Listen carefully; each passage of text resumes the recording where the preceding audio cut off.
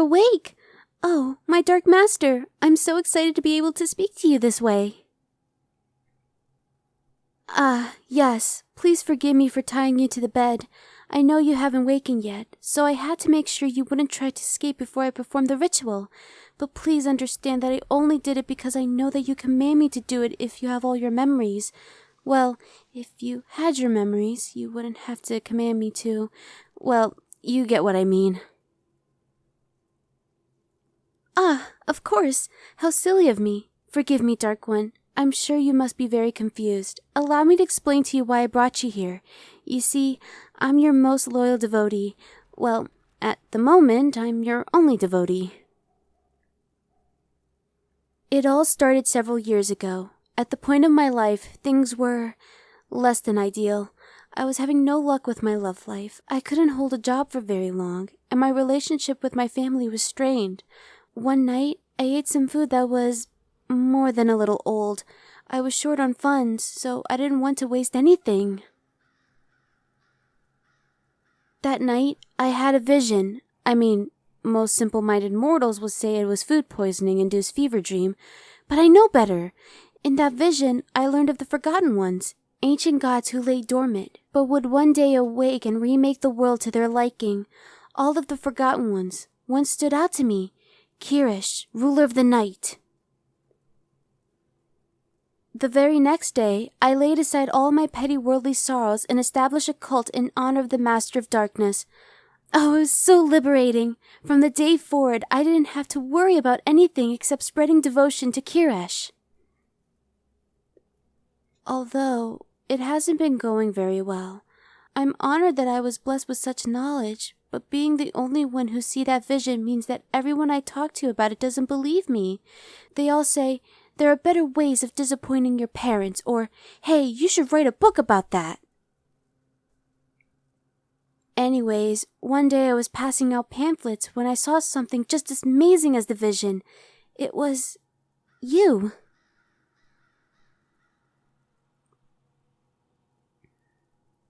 You were standing there, waiting to meet someone, but I just couldn't take my eyes off of you. You looked perfect, like you didn't belong in this world. I could feel my stomach twisting into knots, just like I did the night of the vision. In fact, the sensation was even more intense than it was back then. That's how I knew. To any other mortal in this world, you appear as a mere human. An amazing, wonderful, perfect human. But just human. But I know the truth. You are Kirish incarnate, simply taking the form of the person. Shh. I know. I know you don't think you're Kirish. I couldn't work up the nerve to speak about you at first, so I started following you around, observing you. It was clear that you believed yourself to be the mortal you appear to be. It took me a long time to understand what was happening, but after some research and some more visions I got after drinking some rancid milk, I understand your intentions. You had to take this form to slip past Gayatri, your older sister, and Oreg, your younger brother. They forced you into an agreement to descend upon the world together and split it evenly. But cunning as you are, you devised this plan to arrive early and claim all the spoils for yourself. I am honored beyond words that you subconsciously reached out to me through your dreams, preparing me with the knowledge to free you so that you can begin your conquest. After that, it was a simple matter of drugging your lunch that you always eat in the park. I brought you back here and, well, I guess you know the rest.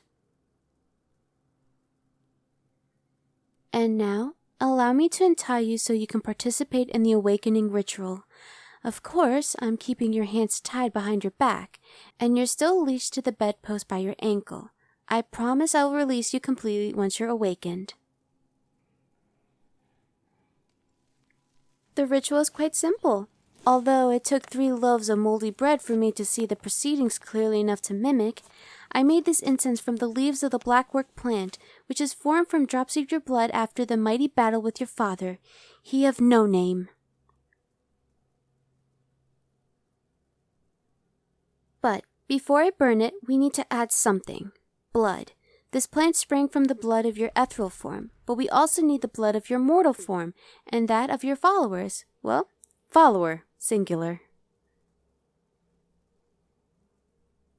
Oh, no, it's nothing drastic. Just a single drop from you, and a single drop from me. Please, cunning one, try to hold still. This ceremonial knife is... well, I bought it because it looks really cool, but it's old and parts of it is rusty. If you don't hold very still, I might get you with the rusty part and not the clean part. I don't want to cause any undue pain from you, my master. There. Perfect. Now to light the incense and recite the incantation. Breathe in deep and remember your true nature. O Kirish, ruler of the night, keeper of darkness, the one who lives unseen, since before the time you have sulked and lied and manipulated from within the true shadow, the time is at hand for you to hide no more, but to bring about the age of midnight. Darkness shall fall, and you will walk brazenly and openly among mortal kind. Your rule shall be wise and great and terrible, and all shall live under your shadow, as you once lived under ours. Awake, mighty Kirish. Well, nothing really feels different. Shouldn't your mortal form melt away, revealing your glorious visage? What about all your dark minions wriggling out of the shadows? Something? Anything? I don't understand. That should have worked. I'm sure of it. Was the black work not closely related enough to your ethereal body?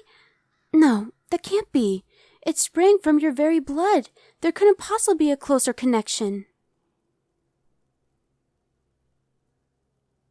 Was this my fault? Am I not devoted enough? But I live for you. Breathe for you.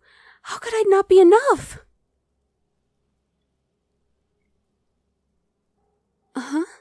You think that maybe you're not really Kirish? No, that can't be right. I mean, the way I feel when I look at you. What else could cause such feelings?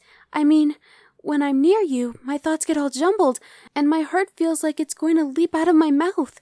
Surely it's because of your godly aura.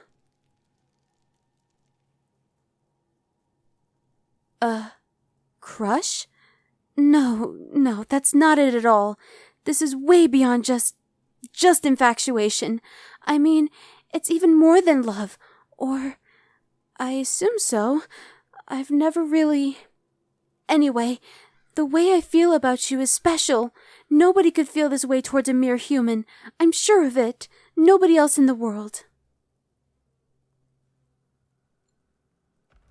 Wait. Nobody else. That's it. That's what's wrong. I've reached the mortal limit of worship and devotion. But you're perfect. Divine form couldn't possibly be awakened by one mere mortal. No matter how zealous, you're going to need more followers. This is going to be tricky. I've been trying to spread the word of your glory, but I haven't gotten any bites yet. It's due to my own lowly nature, I'm afraid. I've never been very charismatic. But I'll just have to try harder. I have been giving people pamphlets and things, but maybe I should get more aggressive. I know, I'll go door to door. I bet loads of people would want to join if I go to them where they live. I mean, who wouldn't want to take time out of their day to listen to a carefully prepared speech from a stranger out of the blue? Okay, I'm going to have to work all this out. In the meantime, please get back into bed so I can tie you back down. Oh, please don't give me that look, devious one. I should be the one groveling at your feet, not the other way around. And besides, surely you understand the importance of all of this, even without your memories. I was only able to capture you by taking advantage of your currently limited senses. Now that you're aware of me, I couldn't possibly hope to outwit the great trickster. I'd never be able to get you back here again. All right, then. I'll just have to put you back myself. I know I look petite, but I'm actually pretty strong. Come here. Come on. Much better. Since you'll be staying here for a while, I'll be sure to get some more comfortable pillows and sheets. Don't worry, Master. You'll be free from your fleshy prison soon. Oh, before I go, I just want to say, just remember that no matter how many other followers you get, I'll always be your most loyal of servants. I'll always be here to serve you, oh glorious Dark One.